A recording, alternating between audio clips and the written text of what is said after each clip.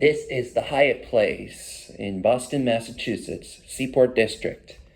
And over here we got two queen beds and the drawers, TV, and the refrigerator. And over here we can see two harbor.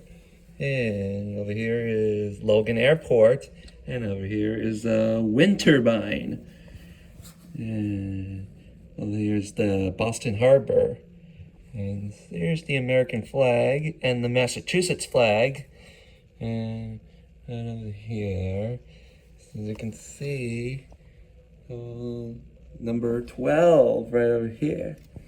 And over there we can have, here is a bathroom. And then there's a lock. We can try this thing. And over here is the alarm.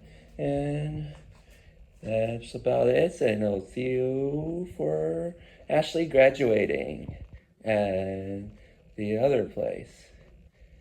I hope to see you all then. Bye.